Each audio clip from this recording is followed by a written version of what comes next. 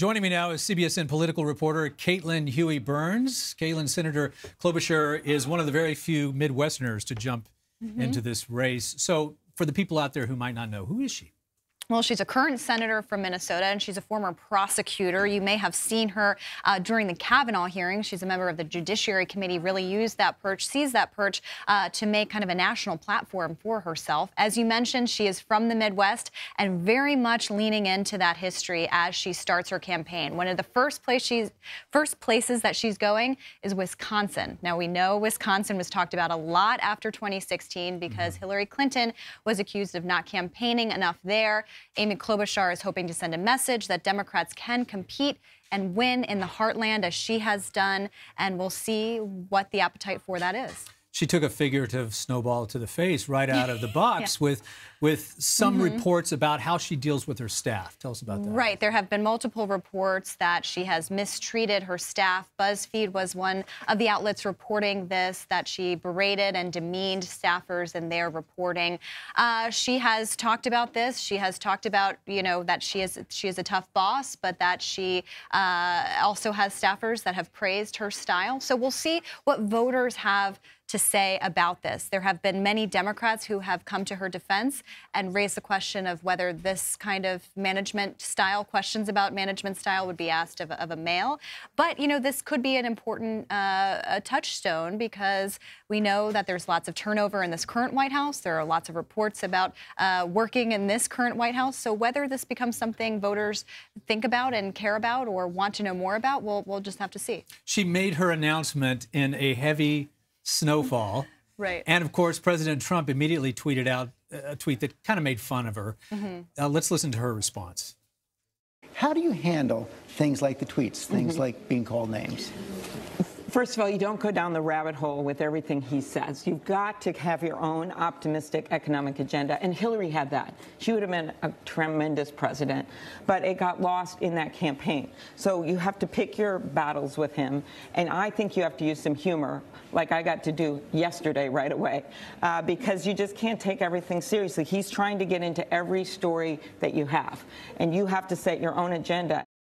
All right, do you think she's onto something there? Well, this is something that all of these candidates are trying to figure out. On one hand, they have a Democratic base that will be voting in in primaries and participating in caucuses that is very much anti-Trump, and in deciding who they choose for the Democratic nominee, want to see someone who can take and defeat Donald Trump.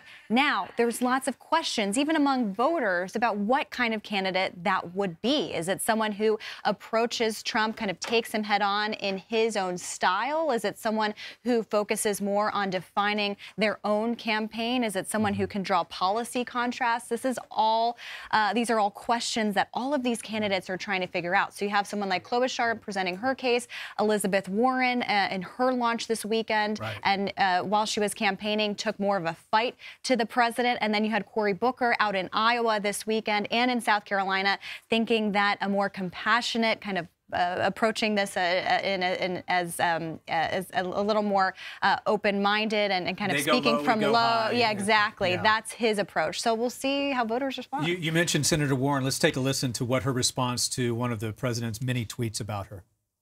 By the time we get to 2020, Donald Trump may not even be president. He may not even be a free person.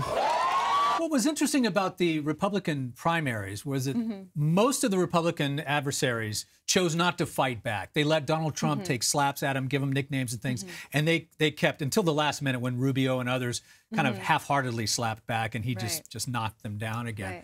So do you think this is a case where Elizabeth Warren has decided, I'm going to fight a bully, I'm going to punch him back in the nose when he punches me? You know, she has taken that approach, and she took that approach when she released the results of that DNA test that she took, and that ended up really backfiring in a way that has really put her campaign on its heels, with new reporting, of course, coming out about that. So it was interesting to see her go this route, because I will say I followed her campaign in Iowa last month. I was with her. She barely mentioned Trump's name, instead talking about her vision for the country and what she wants to focus her campaign on.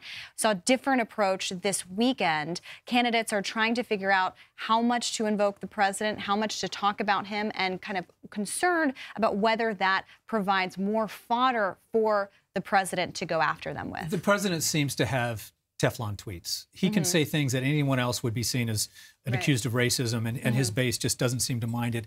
He did it again with Senator Warren. He apparently, and we're not certain, but he apparently invoked the Trail of Tears in his latest tweet. How has she been dealing with that controversy? Well, it's been very difficult for her. As I mentioned, she did come out with that DNA test thinking that that would kind of clear the air. And then there was reporting by the Washington Post about her using her identity in jobs on her card to get into the bar. So, you know, how she's handled this is going to be very interesting to see, because she's gotten a lot of flack from Democrats, from Native Americans, and she's had to apologize for it.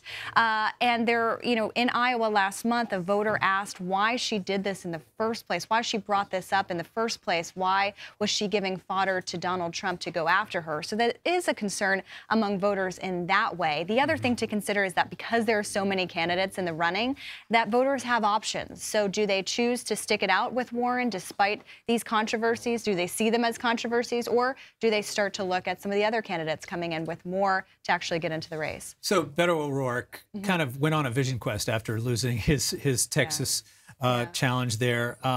He's back now. He's in El Paso, and he's having an opposing rally while President Trump is there. Is there anything we need to read into this? Well, we're kind of looking at it tonight to see if he makes any more announcements about what his plans are. He sat down with Oprah last week here in New York and said he's thinking about it. We'll decide by the end of the month.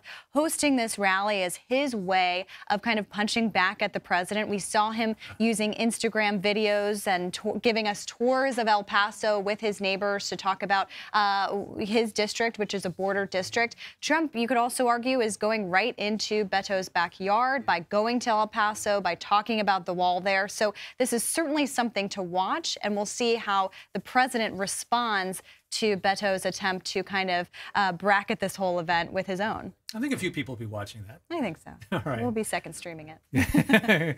Caitlin, thank you so much. Thank you.